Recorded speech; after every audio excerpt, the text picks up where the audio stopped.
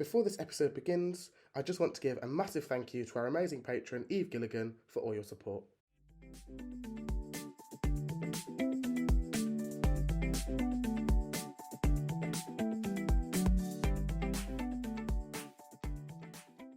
Hello. Hello, how are you, sir? I'm okay. I'm alright. Where do I put these? I'm going to put them there. I've been out of the game for a minute, you know. I don't know how the fuck to do this anymore. Hello, everybody. Welcome back. This is the final episode of season 2. Yes, indeed. Which is quite exciting. We're going to just do like a really quick one where we give like advice and like talk to people about we had a few people things. message in and all that good stuff, so just going to reply to what you've asked, basically. So let me get the thing up. Okay, so one thing that I've had is, so they want to be kept anonymous, to be fair. It doesn't even have the name in anything. And it's how to tackle low mood and anxiety, as well as internalised homophobia. Now, I will explain the situation. Yeah. Because... What is the latter part? So, basically, I received a message on Grindr the other day, right? Mm-hmm. From a random person who was stressing about a lot of different things. They were like... On Grindr? Yeah. So they were stressing about a lot of different things. But he was scared and convinced himself that this other guy had created like a video. Had created like a video of those two hooking up. And I was like, okay, I don't think that would have happened, because if you're both discreet, if you're both like, you know, not out and stuff, that would be outing both of you. So I was like, I don't think there's going to be a video. He was like, yeah, but you could have shown people, it's going to ruin my life. I was like, but I also don't think that has happened. So he was basically just asking me for a lot of advice on different things.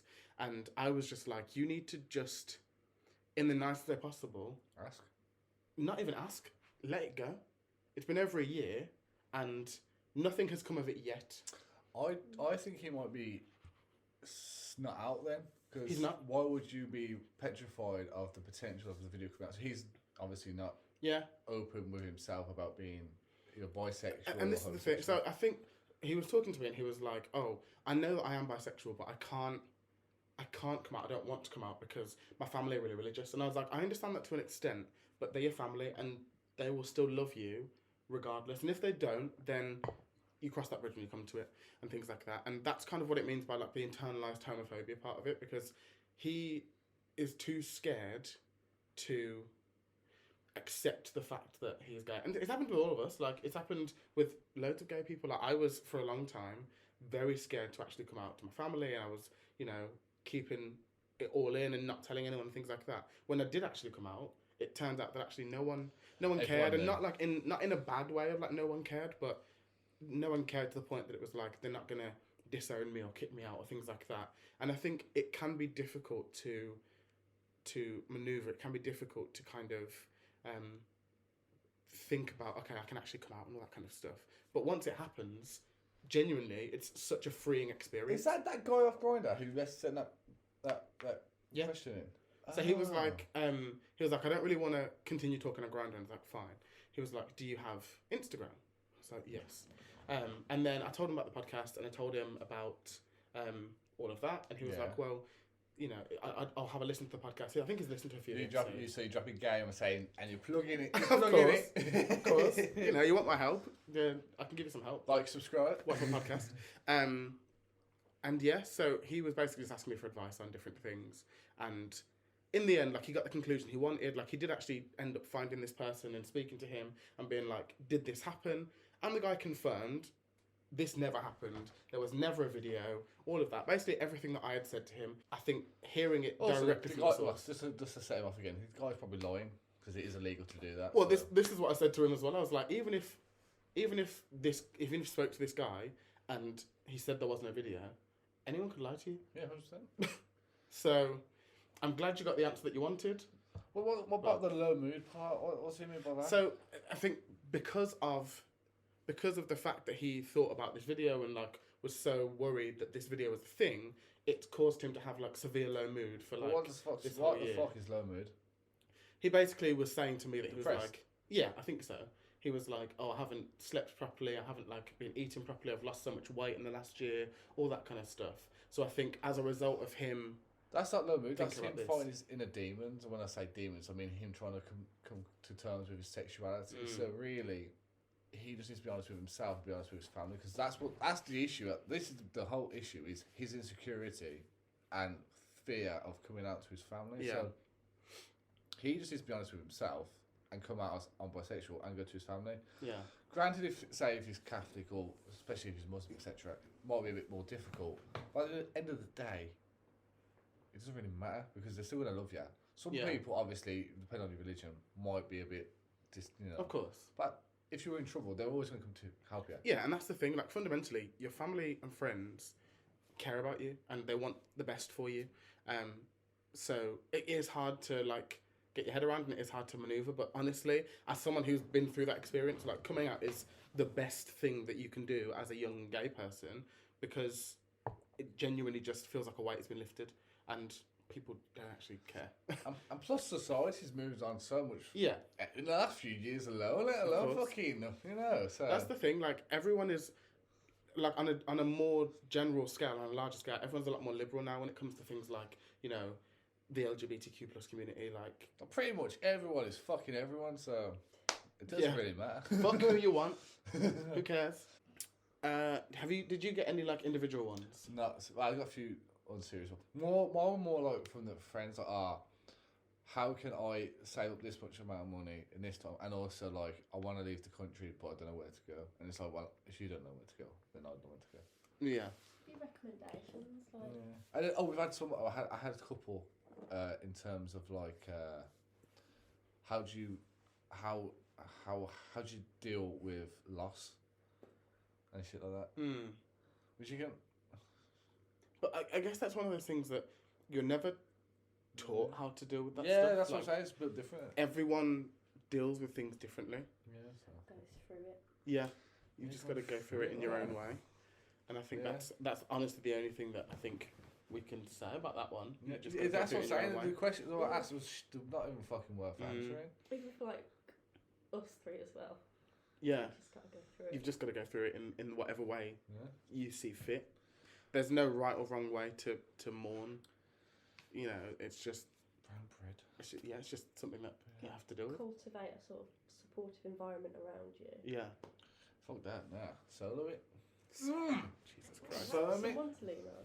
Even if you don't use them, at least they're there. I don't think I did that. I just chilled. I'll do my own thing. I'll come back around. But then I guess again, if that's your way of dealing with things, then that's your way of dealing with things. But as I say, there's no. That's what I think. We'll talk about it. But I think the person, whoever this is here, because I think whoever up here is the person you are. This is just a body. We're all programmed differently up top, so. Some people might need like family members or friends. Some people I understand my emotions and body more than that anyone could tell me how to. So I'll process it how I have to process it. Yeah, that's how I see that makes sense. We did get a good one actually, and I don't think she'll care if we say her name. No, we have to say the name. Huh? We don't have to say the name. We don't have to say the name. But we got a good question from a good friend of ours. So okay, there's a question here. Again from a good friend. Do you think I need to get my shit together by 30? I think this question it's one of those that there isn't really like a one-size-fits-all answer for this question. Because there's a part of me that says, yeah, probably. But there's also a part of me that looks at it in a very different way. But before I go into my deep dive, what do you think? Well, most billionaires have Kentucky. All jokes aside, like most people who made it massive were obviously been like Super Juniors, been Harvard and all that dropped out, were made after their 30s. So it depends what you mean by get your shit together. So if, say for example, if you're into drugs, say it's like drugs or alcohol, and you're like, I'm an addict, I need to stop doing that shit. Then you need to stop it by 30. If you're just like, I'm bad with money, well then you need to fix by 30 because you don't want to be in so much debt that for the rest of your life paying off your debt. So it really depends what you mean by get your shit together. If you mean like having a job, having a family and all that stuff, doesn't need to be 30. It just depends what you mean by 30. And this is exactly what I was going to say. Like, everyone's definition of get their shit together is very different. Like, as you rightfully said, if you're someone that, wants to be better with money or lose weight or this, that, the other, then maybe, yes, 30 is a good milestone to hit to get all that sorted. But in terms of, as you've said again, like having a family and all this kind of, it's not always feasible for everyone. You're not necessarily going to have the resources, the money, the availability, whatever, to do all these things. If getting your shit together means having a good job, again, what does a good job mean? Because a good job is just a job that helps you pay the bills, helps you pay for what you need to pay for. So it is one of those that's like, you know, I think if you'd asked me this question 10, 15 years ago, I'd have gone, yeah. Yeah, married, you need kids, to get your you shit have a together by house, 30. you need to do all this shit. Now you get to like... But I think because at that age, we see 30 as like, oh my God, that's really old. We're 25. Like, I don't feel old. And I don't think 30 is an old age. So I was convinced, talking about like, you know, mindsets and shit. You know how this is going to sound absolutely out of pocket, but this is how I think. You know why you got some people that are grown adults that like kids and shit? I think their brain age stops developing at a certain age, so they get attracted to that and they grow up in the older person's body. So I think for us, our brain age is probably like of a 22, 23-year-old, whatever, or 25, doesn't really matter. So then we're kind of conscious of ourselves. We're like, I still feel young because I don't feel old. Does that make sense? So when you think of it like that, it's like if you're thinking older than your age, then of course you need to get your shit together. But if you're thinking in the present now and you realise the landscape of the world and the country, the economy, you're doing pretty well, so don't worry about it. Yeah.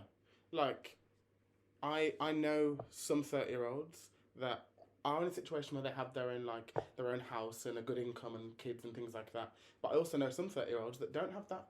But am I saying that the second 30-year-old, because they don't have a house and kids, are they any worse than the first one? Well, no, because everyone's individual situations are different as well. Maybe this 30-year-old got what they got because they inherited it or it was given to them or whatever, and that's still fine, but that doesn't make them any better than this person who doesn't have that. You know, I know some 30-year-olds that still live with their parents, and again, that's fine, because in the situation that you might be in, maybe you can't afford to move out, maybe you're not able to find a really well-paying job to be able to do all these things. So it is one of those where it's more of an individual thing.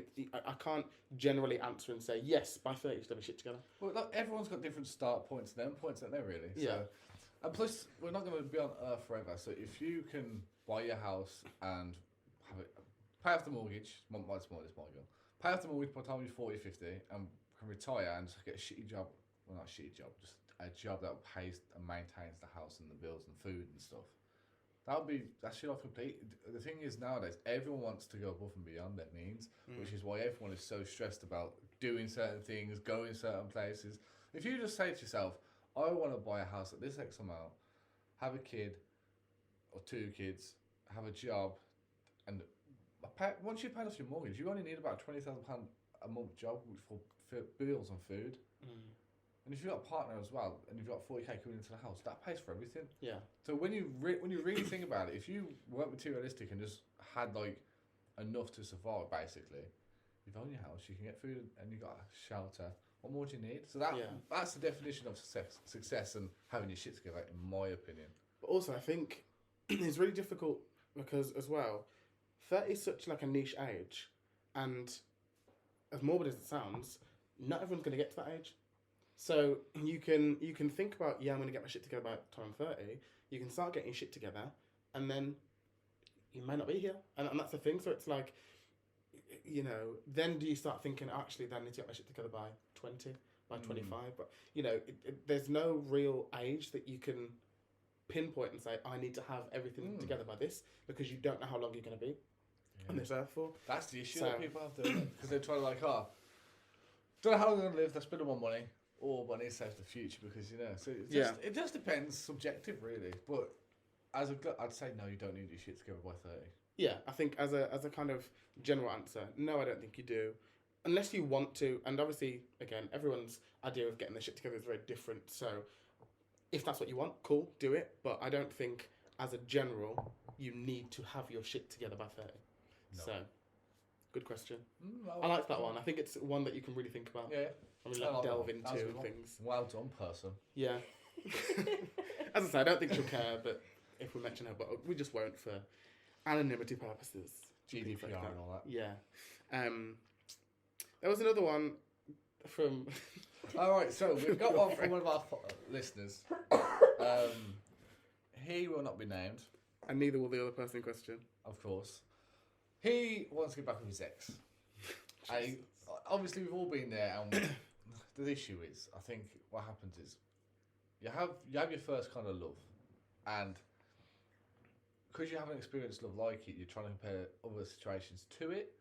But then at that time, you were, 16 to 20-ish? So even in that period of time, you're still going through life, puberty, experiencing different things. And obviously she was there for you. So as you were transitioning into being a man, you had this one woman. But it's just not healthy to live in the past. That it's been gone now. It's been over 5-6 years. You've had more different partners. She's had different partners. Just let bygones be bygones. Like, yes, she's pretty, and you were your happiest and all that with her. But that was in the past, and you broke up for a reason. So I just say, just leave it. Just leave it, man.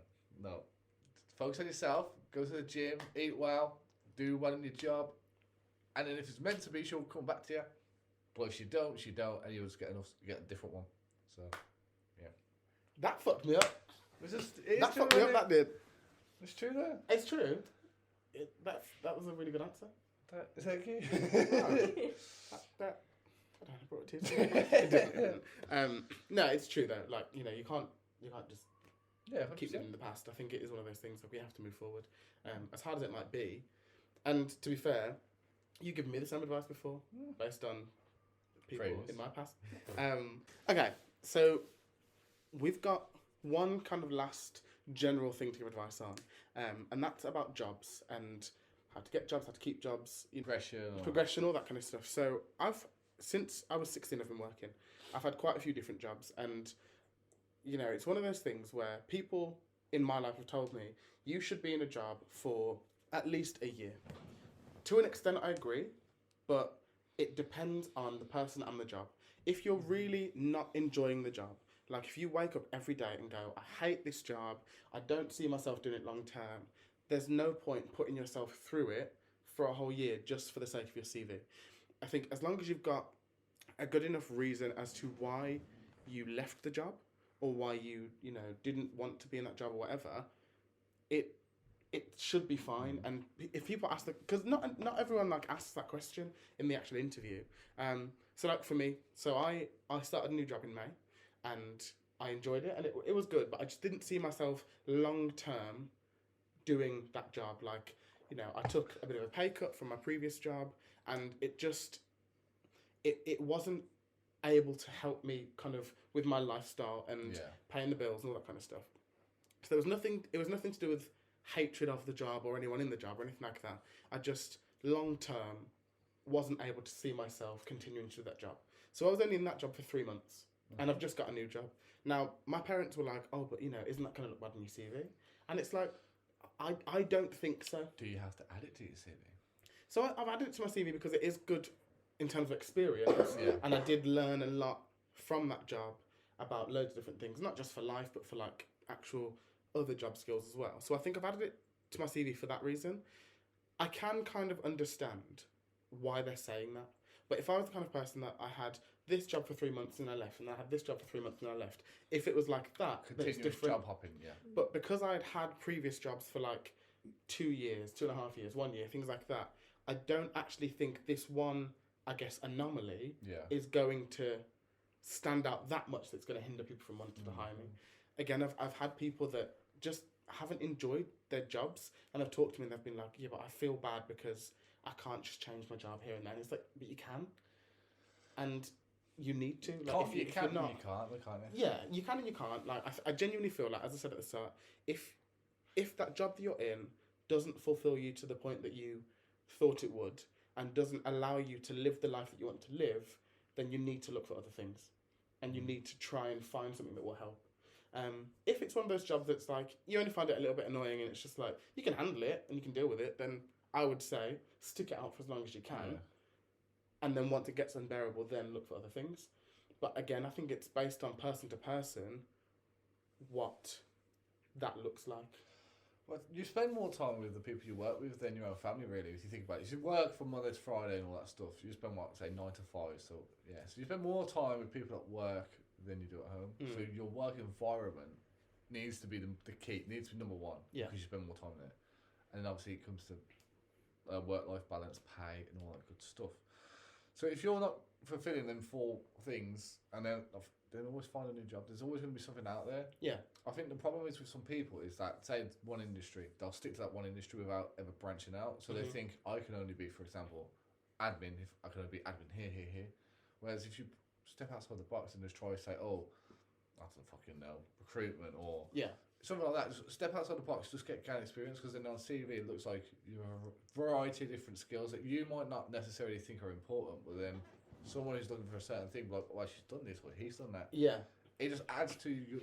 Like, it's like a bow. The more strings you got, the stronger you are with the fucking arrow in it. So, I think just go out there, just do whatever you want. There's loads of jobs, there's plenty of money out there. Just find the thing for you. It's just one of them. It's pretty fucking easy. Yeah, and that's the thing. It is one of those things where, as I say, I learned a lot in that 3 months that I was at my previous job. And that's things like, when it comes to like maintenance stuff, I was booking in people for like different maintenance things, and now when it comes to like the flat, I can go, okay, if I'm being quoted this much for a door or this or that, I can go, oh, actually, am I being shafted? Am I being given the right quote here? Yeah. Because I had that previous job, I can go, oh, actually, usually they would charge about this much for that kind of work. Yeah. So, am I being shafted here? But also, it's helped me like with other admin skills and like speaking to landlords and understanding all that kind of stuff. So there are lots of skills that I've learnt from that job that have helped me now get this job. Yeah. So even though I was there for 3 months, you got knowledge. Yeah. Especially when you go to a new job, you're open to everything. You're just absorbing all the information. Like I was at my previous job for less than 3 months. Yeah. It was being a surveyor. That wasn't surveying. I was just a constant sitting at your desk doing reports. Then on a Thursday, you just go to site, pick up the delivery tickets and the timesheets, and come back to the office and just sit in front of a computer. That is not surveying. That is just being a data processor, which is good if I ever want to go to data entry. But it's also not what you applied for. It's not what I was applied for and was sold in the interview. Yeah. So if you have paint a picture in your head and you got the job description in front of you, and then the job you're actually doing is completely different, then you have every right to leave. And to be fair, with UK law in terms of employment, for the fact you don't mean jack shit to that company for 2 years, they can get rid of you anytime they want. I don't have to pay you anything in terms of sorry, we're making you redundant or anything. You mean nothing to it. So you need to think wisely. Yeah. But that's the advice that I can give on that one. And that kind of concludes all of the advice that we have to offer people. We hope it's been beneficial. Obviously, we're not professional fucking psychologists or anything. I did do psychology at A-level though. I did not. But I do feel like we're good at giving this kind of advice because we've been through this kind of stuff. So I hope it has helped. I hope it has been informative and things like that. Any closing words? Thank you for watching. See you next time. Bye.